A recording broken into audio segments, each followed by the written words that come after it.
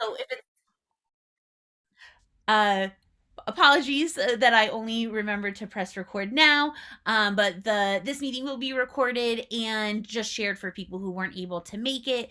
Um, Again, my name is Katie Season. I use she, her pronouns, and I'll throw to Whitney to introduce herself. Whitney, go ahead. Hi, I'm Whitney. I'm a midwife. I live in the Hudson Valley, right outside of Kingston, New York, and I right now work at a Northern Dutchess Hospital. I am the secretary of New York State Association of Licensed Midwives, and I'm the president at the New York State Birth Center Association, which is the AABC chapter here in New York. And we've been working towards realizing birth centers in New York for probably a decade. Uh, that is awesome. Thank you so much for coming and for sharing all of the knowledge that you've accumulated in that time with us tonight. We are assuming that just glancing at the folks in the room, I think most of us have a good sense of what a birth center is, are very pro birth center, and that's what brought us here. But just in case people have stumbled into this Zoom or upon this recording, Whitney, can you give us like your quick elevator pitch? What is a birth center and why are they good?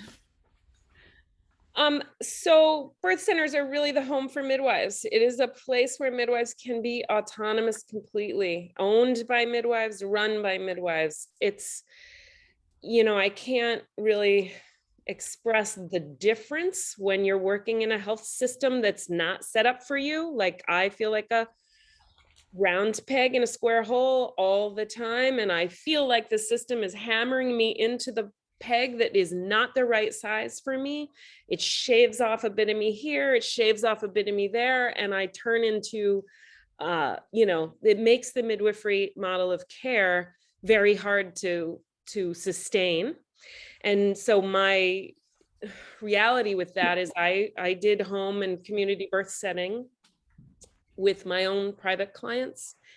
And right now I work in a health system with my Fuck, this goddamn internet. Joy, you might want to put yourself on mute. With my same skill set and my same beliefs and my work. Everything. And ask be muted later. Sorry. It's okay. And my outcomes when I work in this group practice in this hospital setting are significantly different because of the setting, because the facility is different, right? So we midwives struggle to maintain that midwifery model of care in facilities that don't understand us or understand what we do. And so that for me is the most important part of birth equity, because I have tried to change the hospital system pretty hard. And I know that if you give me a birth center, I know what outcomes I can get. So that's really why I think it's the most important thing, because it will bring about the change quickly. And that is great information to know about birth centers. And other states, other large states like California and Texas, agree with you and have over 40 birth centers throughout their states, making it a pretty normal, viable option for for a birth setting for people in those states. In New York, we have, I think, one birth center. So could you help us explain what is different about New York that we have so few birth centers, and why it is so inaccessible in this state? And that really has to do with the certificate of need process. So we did pass a bill back in 2016 that enabled us to own and operate birth centers, because prior to that, we midwives were not able to. And the regulations that were stood up between 2016 and now have been way beyond what any birth center in any other state needs to do to open. So for instance, the big four, the California, Florida, New York, Texas, we have more than 250,000 births a year. So we are the biggest birthing states in the country. California has 60 some odd birth centers, and Texas and Florida have 30 some odd. And we have, I think technically we have 3, none of which are midwifery led. So 0 midwifery birth centers. And so the reality is we are not on parity because because it costs so much more to set them up here. It is burdensome and it stops us from setting them up. The other states use national accreditation as their standards by which they set up birth centers, and the New York State licensing procedures are far too onerous to make it financially sustainable. So nobody can open them. Got it.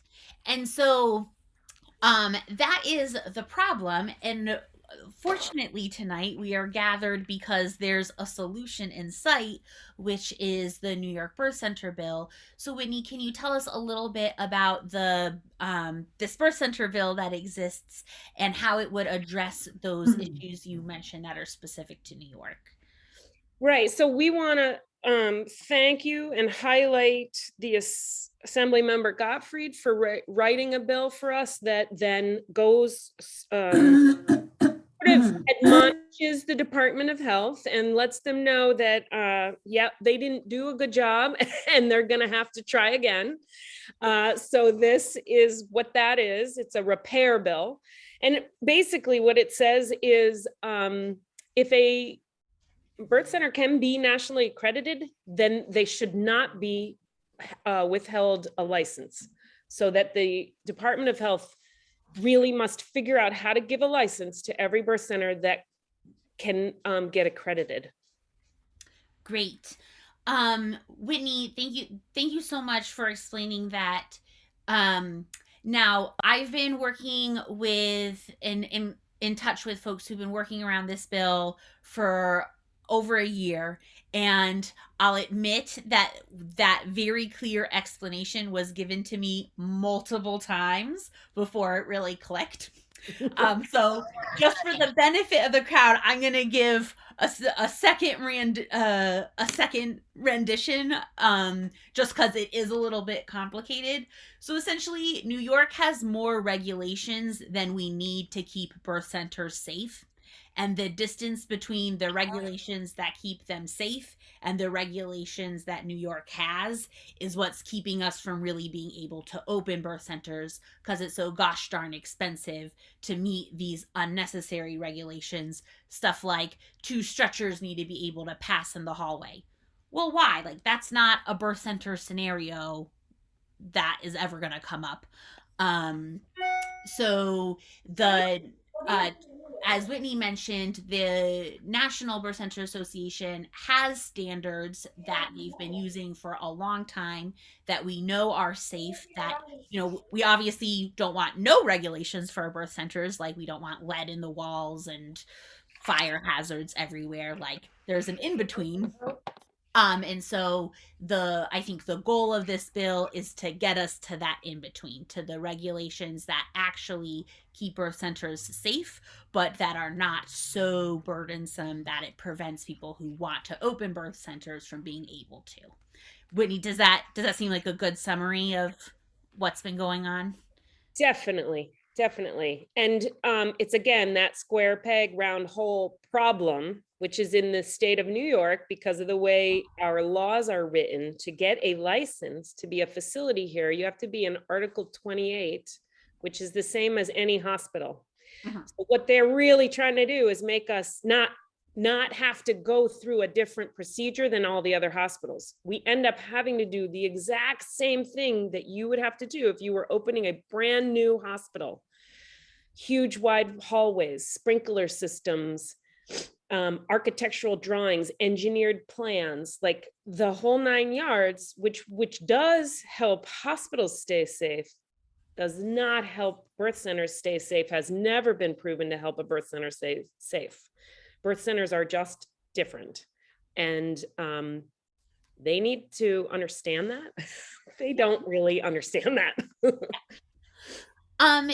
So The bill we mentioned addresses a lot of that and brings the regulations in line to the regulations that other states with lots of birth centers have. So can you update us, where are we now in the process of getting that bill passed into law? Well, so the bill, amazingly, and I don't know how often this happens, but was passed unanimously back in the spring. Every single assemblyman and senator in New York State voted yes. I mean, that's like, how have you ever heard of Republicans and Democrats agreeing 100% on anything? Like, I was just so floored. I thought, oh my God, great. And so I shockingly waited for months and months while Cuomo never signed it. And many meetings with Cuomo's health advisors, who basically told us, well, he just doesn't have the appetite right now. Well, then of course we have a new governor now. So she came in September, and we figured we'd give her some time to get her feet under herself. But the reality is we're coming up on December. If this doesn't get signed by the end of the year, we're back at square one. So it is making everybody nervous, and we really need to push now, because even though it was signed unanimously, what we've heard through the grapevine is that the Department of Health is telling the governor she doesn't have to sign this because they've already made the process simpler for us, which we know is not true.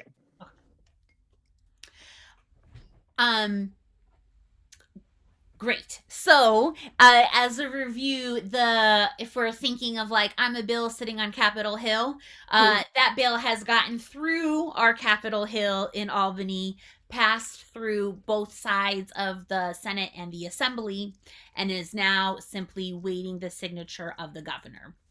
Yep. And so the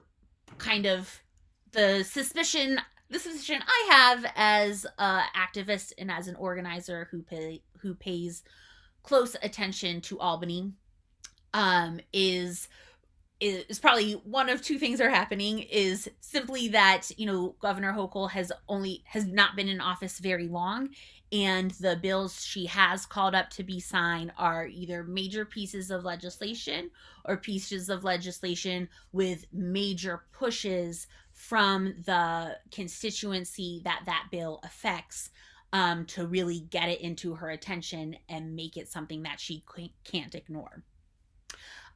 So the DOH, if she's been in touch with people from the DOH saying like, this bill doesn't meet the requirements, obvious to me, folks who have been trying to start birth centers for years have a much better sense of if and when the regulations are working well for them. And so I have no reason to think Governor Hochul would doubt us or disbelieve us or think the things we're saying are untrue. I think the true barrier right now is just getting her attention and being able to make this case to her, because it's one in a cacophony of issues that she is being confronted with as a new governor in a state, and through a somewhat tumultuous transition. So knowing that we're close to getting this bill past the finish line, Whitney, what are some things that folks can be doing, or what do we have coming up this week for folks to get involved with to help get this on Governor Hochul's radar? I mean, so we've put together, I think, quite a week of action, and I'm going to bounce some questions back to you, Katie, because you're sort of the expert in this area. But we've had an event every day this week. So this is our rally. And yesterday Ellie had a student midwife meeting that was phenomenal. And tomorrow is going to be an Instagram Live feed that everyone can join in on. And then Thursday is our big day.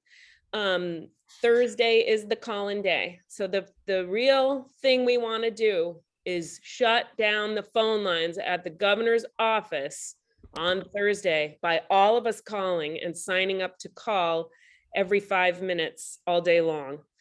And if we have enough people, we want to do it again on Friday. I'm saying that out loud right now because I feel like we have enough people here that would make a call. Yeah, woohoo.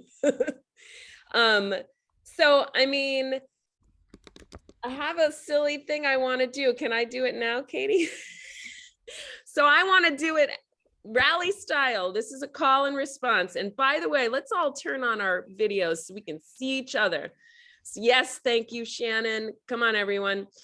All right, so this is a 1964 song from the Civil Rights Movement.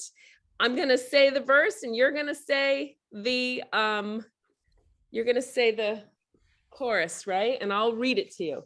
So you're gonna say, but if that is freedom's price, we don't mind. I'm gonna put it in the chat. And we can all unmute ourselves so we have the echo response.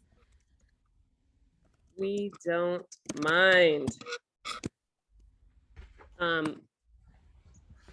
right. You ready? It isn't nice to block the doorway. It isn't nice to go to jail. There are nicer ways to do it, but the nice ways always fail. It isn't nice. It isn't nice. You told us once, you told us twice. And then you guys go, but if that is freedom, we don't mind. All right. It isn't nice to carry banners. It isn't nice to sit on the floor or to shout our cry of freedom at the hotel or the store. It isn't nice. It isn't nice. You told us once, you told us twice. But if that is freedom, we don't mind. We have tried negotiations and we've tried our picket lines. Mr. Charlie didn't see us and he might as well be blind. Now our new ways aren't so nice when we deal with men of ice. If that is freedom's price, we don't mind. How about those lynchings and Medgar shot in the back? Did you say it wasn't proper? Did you stand out on the track?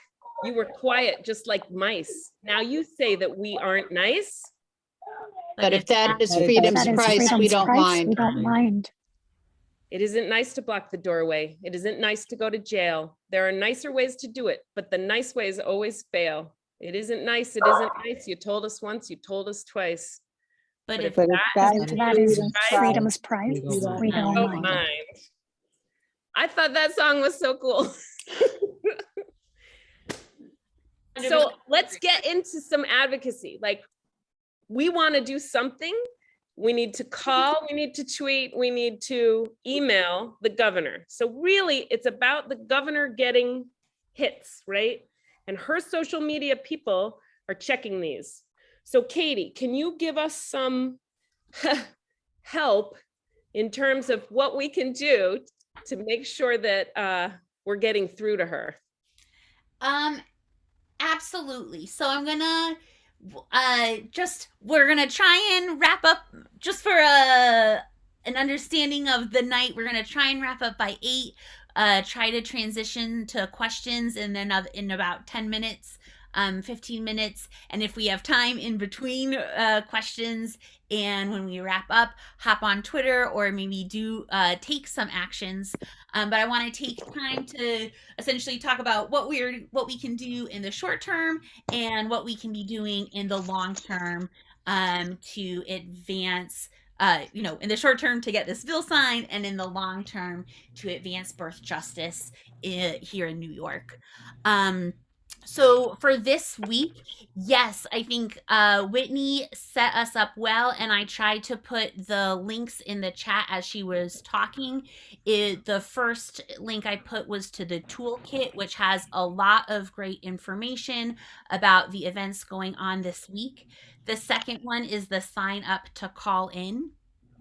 And this is really when it comes to, so like when we think of a government working the way that we want it to, a government that we want listens to the people that they're governing. And so a good legislator, if they get 100 calls in a day about bail reform and 50 calls in a day about environmental issues and one call in a day about birth centers, at the end of the day, if that politician themselves doesn't operate their social media, and surely the governor at lower levels of government they may, the governor does not. At the end of the day, the summary that the folks who answer the phones and who operate the governor's social media give back to the governor really depends on volume and depends on like, yeah, just the number of people that they are hearing from and almost just that. I was gonna say, like, and how often they're hearing from them, but it's you know uh one person calling the government over and over again to ask for something specific. It is very difficult for legislators and for government officials to know, like, well, is that the real deal that is representative of everyone you're talking about, and I just don't know, or they're poorly organized, or are you crazy? So I've been at a lot of like town halls, potlucks with legislators, and like seen the people approach the state senator and say things like, my child's teacher's possessed by a demon. What is the state going to do about it? And that person may be calling the office every single day to ask, what is the state of New York going to be doing about demon possession amongst public educators? And so for legislators to know, like, oh no, this is like a real issue that affects a lot of people and that a lot of people care about, they actually have to hear from a lot of people that a lot of us care about it. Katie, I'm just wondering, because Yeah. I am wondering this, like, how many people is a lot of people when you're the governor? Like, do you know how many people are calling? Because I've heard a lot of people are joining our movement today. I heard that the Planned Parenthood of New York has now joined, and so has AABC National. So I'm just wondering, what is our goal? Like, how do we know if we're a lot or not? Yeah, that's really hard for me to answer. I know if we can get 4 or 5 people to call a state senator's office in a day, they call us back immediately, because at the legislative level, it is very rare for them to get that type of coordinated call in. The governor of New York is a little bit of a different situation because it's a populous state, and there may be people from out of state trying to get in touch with her for all sorts of reasons. But I think so that said, I think if the birth community in New York that has a social media presence uses it in the next week or two to make the clear message that this is the kind of the consensus opinion of what we need to be doing next, I think that will get back to her. I get at least once a week, I get an email from staffers of legislators who want to run legislation by me, who want my input on this, that, or the other bill. And I'm saying to all of them, like, cool, yes, and there's a super easy win would be just to get this bill signed. And so I think the more frequently that they are hearing that message, the more likely it is to get back to Governor Hochul. And the more likely it is that we will become a voice that she can't ignore.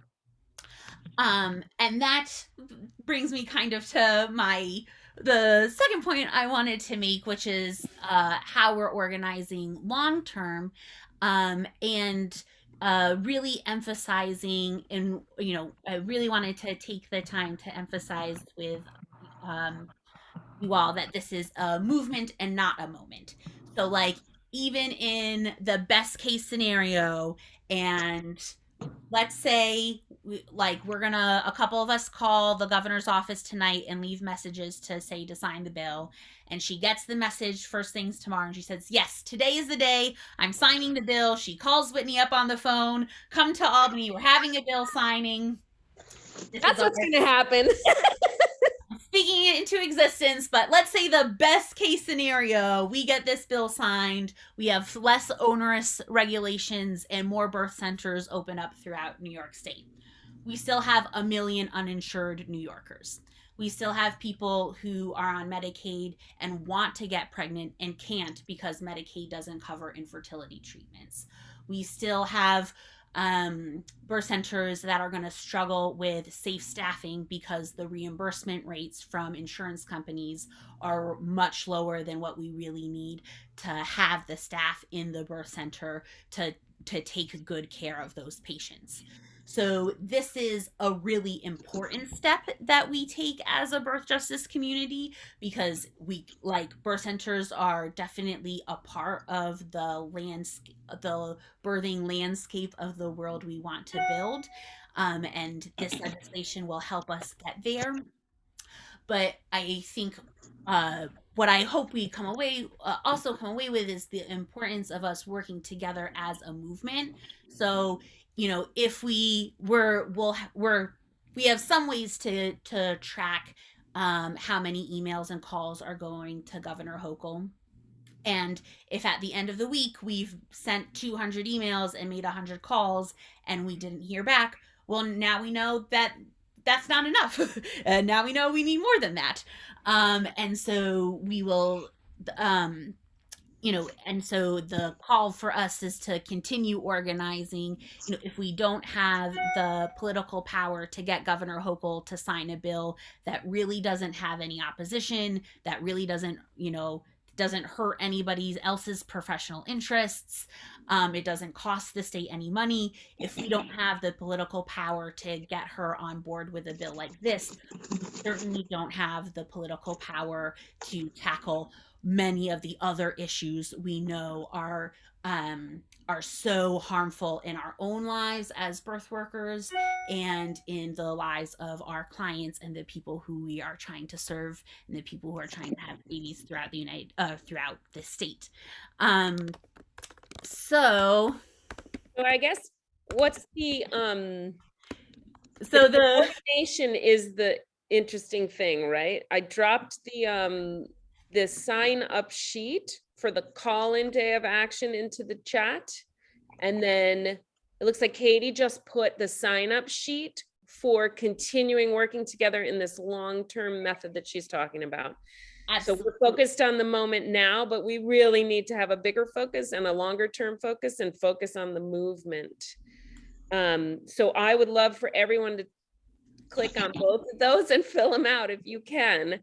So I noticed that our sign up sheet for Thursday's call-in day is really filling up, but I was also seeing that there's more people on this call than spaces left. So if we can run over into Friday, we should keep it going and start signing up for Friday too. So if you can click on the bit.ly there and put yourself in that Google Doc at a time that's convenient for you. So I will say, I called the governor's office a couple of times. One time I left a message and one time I talked to a real person.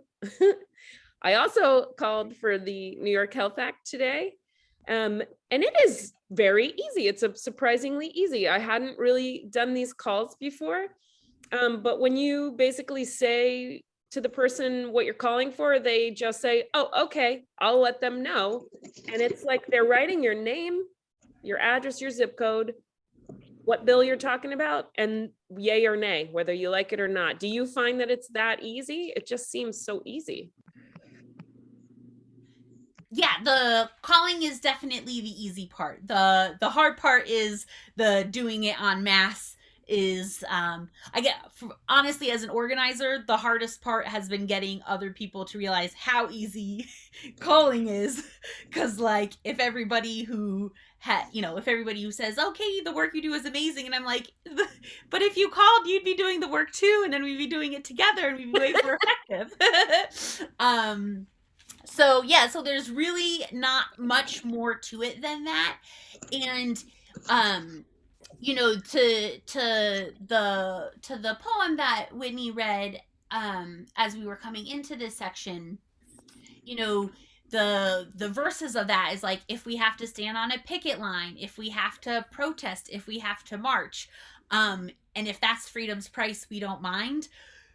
Like, hopefully we don't need to do any of those things again for a non-controversial bill that doesn't cost anybody and that nobody is opposed to, but we haven't tried any of those things either. And so like that is, we like, as a movement, that's where we need to be thinking, like, if we're really governed, if we're really in a state that's governed by somebody that doesn't think we need to have access to better birth options, when New York has the most dangerous hospital system of any state in the nation, then we need to be organizing against that. Then that's not an okay status quo. So yeah, we're gonna start with these call-ins. We're gonna make sure that we're gonna make sure she's heard about this. We're going to make sure that if she's not signed the bill, it's a conscious decision because she's definitely heard of it, because we've done our due diligence to get it on her radar. And then if we need to take more steps, then we will, because if that's the freedom's price, hopefully we won't mind to continue organizing in those ways. Well, I'm going to open it up to questions in just a second. And I just wanted to share these two ideas before I do. And that is with the sign up sheet, we have every 5-minute slots, like, sign up in between the slots, make your own slots, call whenever you want. If you have social anxiety and just don't like, if the main reason you don't want to call is because you're afraid a real person will pick up and like don't want to have to deal with that, just call on the off hours. I regularly, like, if I don't need to talk to a person and I just want to leave a message, I regularly intentionally call on the off hours so I don't have to talk to anybody, because I get anxious sometimes. Organize your colleagues. If you work in a midwifery service, make sure the other midwives in your service know about this. Organize your midwifery schools. If you want to organize, go back to your nursing school. Guys, if we organized all the nursing schools in New York, we'd be unstoppable. And I put this in the chat, but one of my favorite things I've been doing is sharing the one click. Is so easy. yes. To text to your friends who don't know what you're talking about, because they'll click on it and they just put in their name and boom, boom, boom, and they do it too. I had my mom do it. It's actually that one click, and it's in the chat. If you want to click on that so you have it and you save it, we could all practice texting that to a friend right now. I know there's been questions going on in the chat that I have not been that I've not easily kept up with. So if folks have pressing questions, I'd love if you can unmute yourself or re-enter it in the chat and someone can read it for you. We'd love to be able to address any questions that you guys have.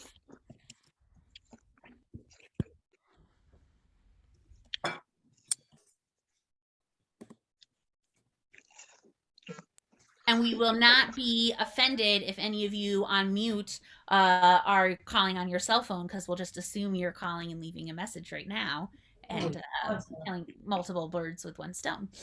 I see that Jen Seymour is here. Do you want to say anything about what it's been like to try and start up your birth center? Or I just see you because you're at the top right next to me actually right now. Yeah, that's how I am on here too.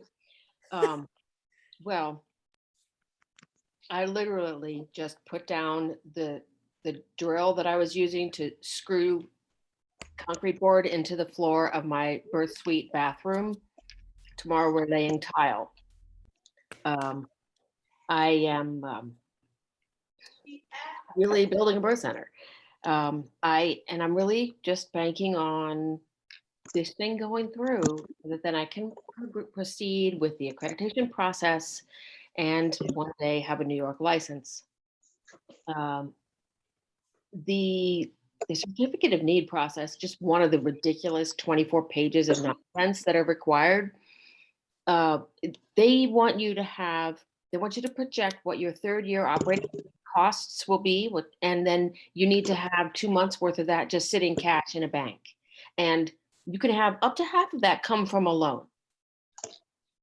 I think that was going to be something like 50 grand I should just have that sitting in the bank just to be able to get the certificate of need. So Now, Jen, are you saying you don't have 50 grand sitting in the bank? no, I don't. Yeah, That's a barrier. a bit of it. And I mean, that's my operating costs in Tioga County, New York are significantly less than what they would be in a more urban area, where real estate is way, way more costly. Yeah. I see that Mila is here. I know you've been struggling with this issue in a more urban area. Do you want to say anything about what the barriers you've found to be? Yeah, sure. That's definitely a big question, but it's annoying in many ways. Just the thought of how much financial commitment is required in order to do it in the way that doesn't involve this bill.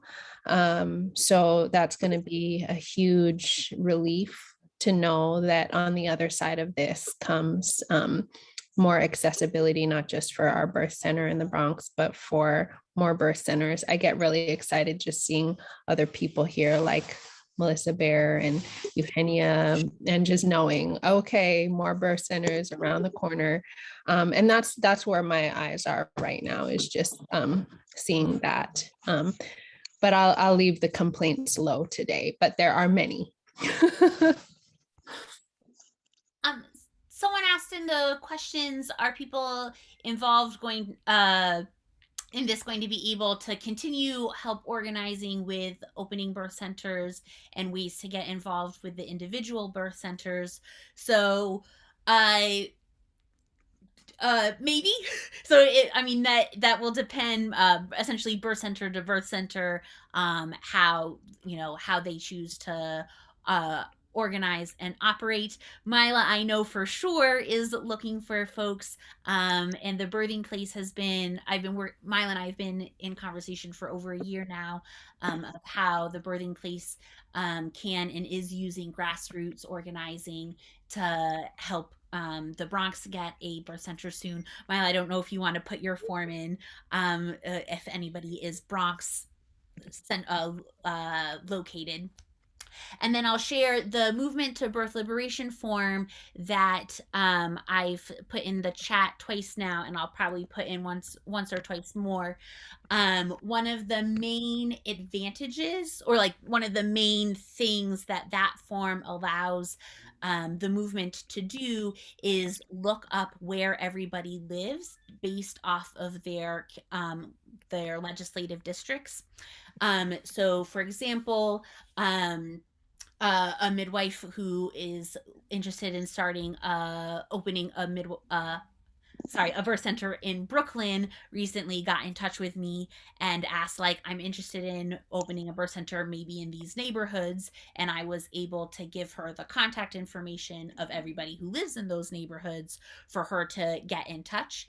And that way, when the midwife went to speak with the legislators who represent those districts, she wasn't alone. She was accompanied by multiple constituents who themselves weren't opening birth centers, but are pro birth centers, and were able to accompany the midwife to speak in support and to help emphasize for their legislator that it's an important issue for their district. So so that is kind of, will depend on the birth center if and how they incorporate community involvement in how they run. But definitely being in with the Movement to Birth Liberation will allow us to connect you to any birth center that wants to organize in that way, that's in your region, or that has any need to get in touch with your legislator if and when that becomes strategic. Whitney, sorry, did you also I want to had add? I just had some thoughts about, because I asked you earlier in the week, like, how does it work on Twitter? So it does seem to me that Twitter seems to be the platform of choice when trying to talk to your elected officials, including the governor, who is really who we need to talk to right now. So if anyone's on Twitter, I'm thinking, I don't know if they have the same questions I had last week, but one of the things that you told me was, the two things I guess that I took away from it was that, number one, any of our tweets really have to have @Gov Kathy Hochul in it. And that makes it so that her staff writes your name down and what issue it is. So that's what every tweet, whatever anyone tweets, really needs to have the @Gov Kathy Hochul tag. And then the second thing you told me was, we should all use the same hashtag so that every night we can search the hashtag and retweet what anyone else might have said about birth centers in order to really amplify those tweets. Are those really the main, like, the keys, advocacy 101 for Twitter? Absolutely. So when it comes to advocacy 101 for Twitter, you don't have to just stick with 101. You can jump around from basic to intermediate on my YouTube channel, where I have various recordings of prior how to use Twitter for activism sessions that are various lengths and for various skill sets. So you can kind of look through my videos and pick the one that makes sense for you. But yes, what Whitney shared are the most important takeaways for people who are brand new to Twitter. Is if I just write the words, I want Governor Hochul to pass the birth center bill, and tweet it out, like, people who follow me will see that tweet, but Governor Hochul doesn't follow me, and she probably won't. But if I @Governor Hochul, so I use the @ and it turns blue, so it's linked to her account, now she gets a notification. And if she gets one notification, it doesn't mean anything. If she gets 1,000 notifications in a day, that's where her social media manager at the end is probably saying, okay, today on Twitter, these were the top 5 issues that you were tweeted about, or 50 people that all looked like they were nurses or birth workers in some capacity said they wanted this birth center bill passed. Do you know anything about that? Any reason why we shouldn't pass it? So thank you, Mila, for putting those in the chat. The most specific hashtag for us in this cause is the non-memorable one, the sign A259A S1414A. And that is great, not because it's easy to remember, but because any legislator is going to ask, like, well, what's the birth center bill? And you can be like, oh, these are the bill numbers. That's why they're complicated, is because it's the original bill numbers. And if the governor asks, what bill am I supposed to be signing? Which one's the birth center bill? It's in the hashtag. And then the We Deserve Birth Center is awesome because that one is easy to remember and to put right in. Let me do, are there any, so let me, and oh, sorry, Mila, did you want to say something? I was just going to add to the Twitter conversation that I can't remember the exact example that I put in the toolkit, but one of the things that was a kind of cool approach was the fact that we know that all of the Assembly and Senate has been in support of this. if you tag your assembly person, if you tag your legislator and say, hey, at so-and-so, thank you so much for your support for this bill. Please help keep Governor Hochul accountable. And basically, if she's seeing all of those come in her feed and that there's other individuals that are encouraging this accountability, that could definitely put more pressure. There was an additional thought to that. But it essentially has to do with the fact that, if you know who your governor, excuse me, if you know who your legislators are, that's a good approach to it. Absolutely. People love positive attention on Twitter. So knowing that the bill's passed unanimously, everyone can say, thank you so much for your support of this birth center bill. Don't let your hard work of pressing a button, yes, one day last year on this bill, go to waste by not having the governor sign it. Please make sure Governor Hochul sees this bill and gets it signed. And I was just going to drop the extra piece about the CPM community midwifery bill, because this seems like, many would say we're a little nervous about it not getting passed or signed into law. But meanwhile, it's like she would be a fool not to, right?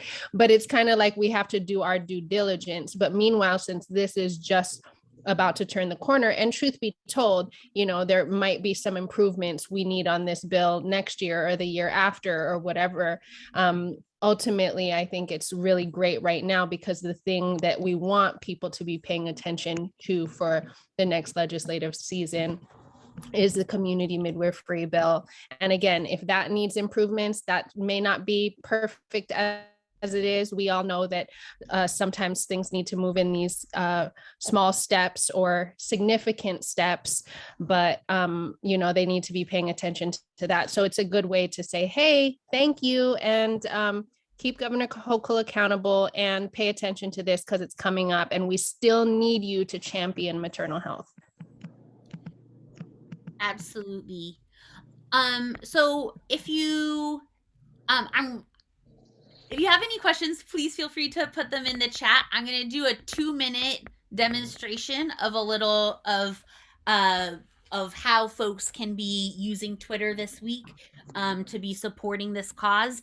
And this works even if you make an account tonight and you have 0 followers, this is still helpful, because even if you don't have any followers, when you retweet somebody who is added, they still get a notification. So essentially the simplest way to support on Twitter is you're going to put in the specific hashtag that we've been using into the search feature. And then if you click latest, it's going to show you everyone who's been tweeting on that hashtag in reverse chronological order. And I'm seeing folks who are here in the Zoom now. Thank you so much, Marianne. This is awesome to see you guys here. So every time I like a tweet where Governor Hochul is added, so when Marianne tweeted this, Governor Hochul got 1 notification. When I liked it, she got a 2nd notification. When I retweet it, she got a 3rd notification. So she probably gets several thousand notifications in a day, but you see how easy it is for us to generate them. If we're working together in the community, it's very easy to elevate this. And this is a technique that, I said if we call a state senator 4 times in a day, they'll get back to us. I have been calling a state senator for a while and wasn't organized enough yet to have 4 people in district to call him. But I did have 20-ish people retweet something where I was a little annoyed that he hadn't gotten back to me. One of them being FAO Saren. Thank you so much. I think your specific tweet put a little pep in his step in getting back to me. So we know that these sort of notifications are something that folks are paying attention to. So yeah, so just a super easy way to do it is you're just going to go down, like all of the tweets that like all of the tweets on the hashtag, and then pick a couple of them where Governor Hochul is added to retweet, to increase the general like attention that this hashtag and the bill is getting on the algorithm. And if you'll see, there was a hearing today, and Whitney did a great job of pulling some screenshots and quotes. So if you can, so you'll see, I already did this thing. You'll see that many of these things are already liked and retweeted from my account. And so you guys doing a similar thing is a quick way to increase those notifications. Katie, is there any reason not to just go ahead and like and retweet every single one of them? Or So I have 2,000 followers. So if I retweet 100 tweets that all just tell Governor Hochul to pass birth centers, the other 2,000 of my followers are going to be like, what is going on today? You know, like, so I try to, you know, so if you don't have any followers, or if your only followers are people who you met in this Zoom, then go for it. Retweet them all for the notifications.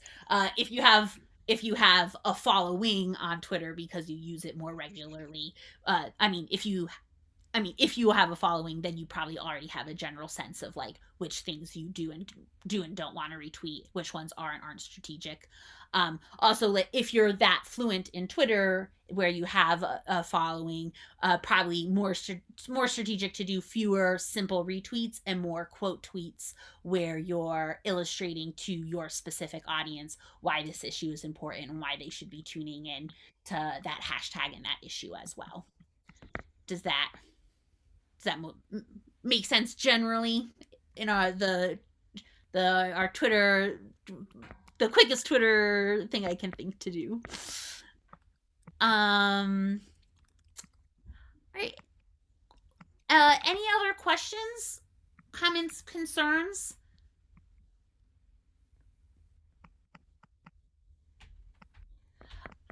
Well, great. So I'll take 2 minutes to add a couple of things to what we're talking about. So the a policy that's been mentioned once or twice throughout the night has been the New York Health Act, and that is New York's a state level single payer bill that would create essentially a Medicare for all program at a state level and ensure every New Yorker. So that is that bill has more support than it needs to pass if it gets called for a vote.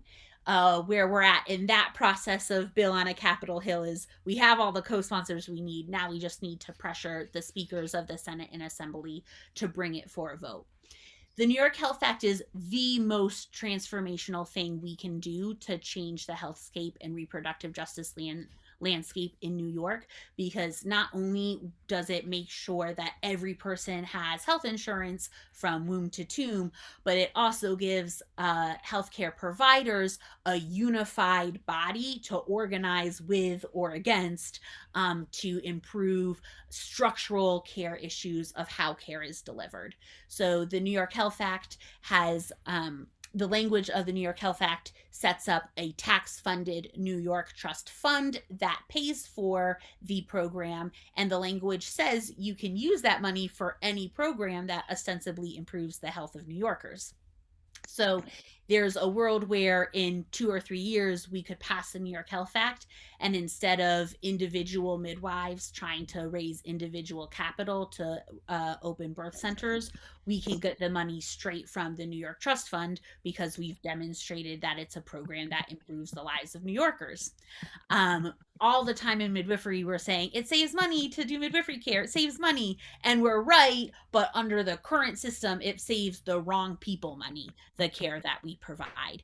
And under the New York Health Act, it saves the right people money that actually incentivizes the use of our care. And we would also have a centralized way of, or like a centralized fund that we could use to create more midwifery programs and to make to decrease barriers of entry into the midwifery profession.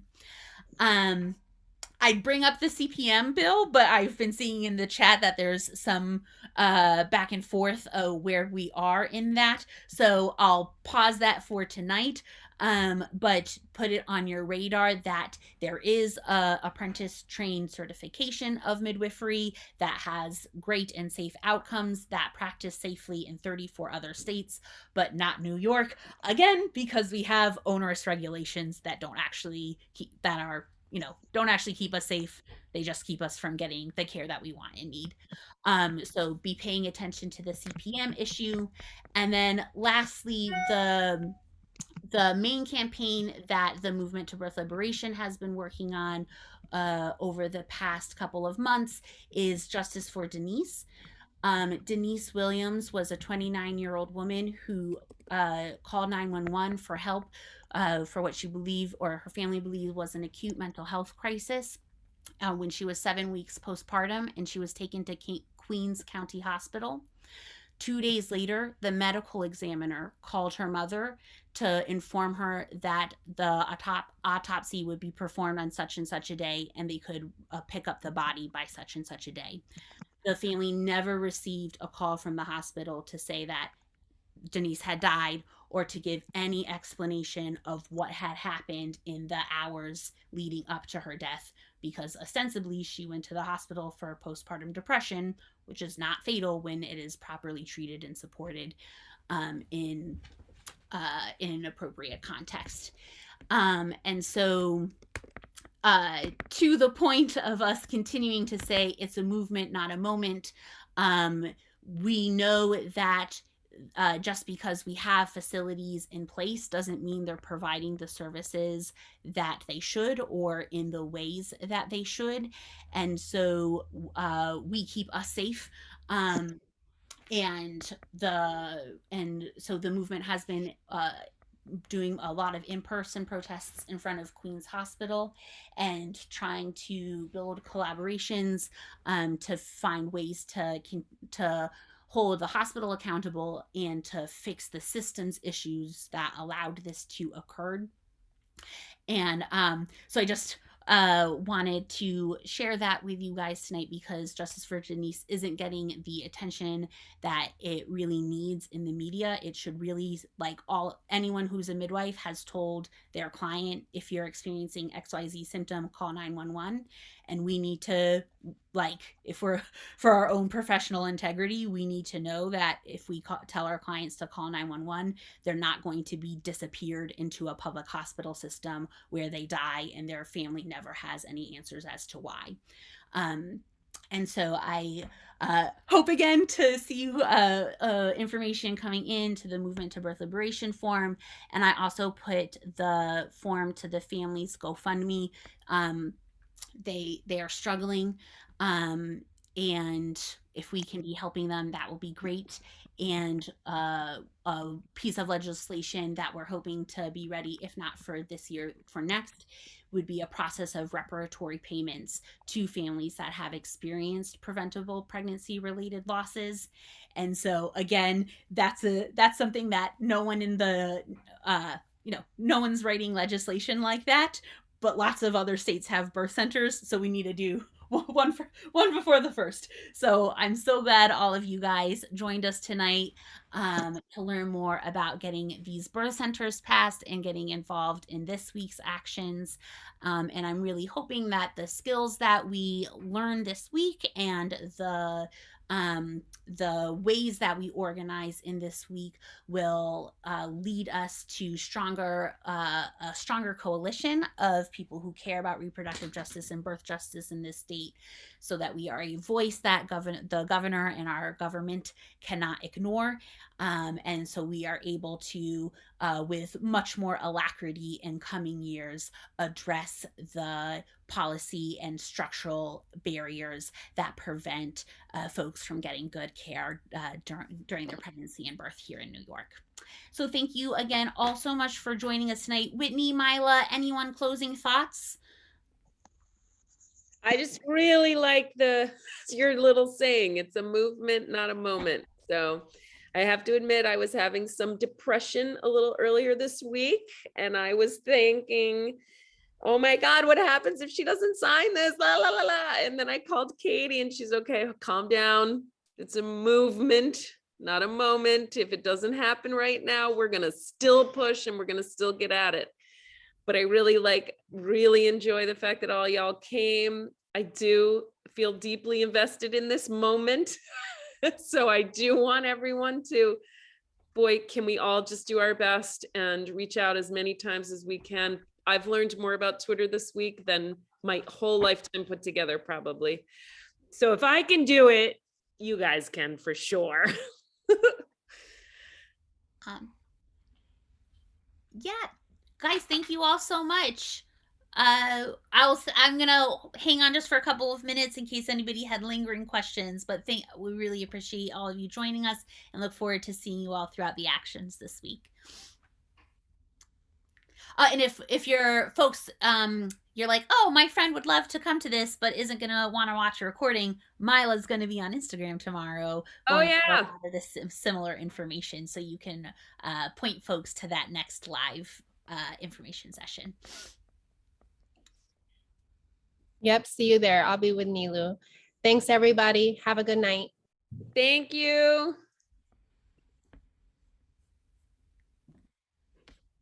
And the recording.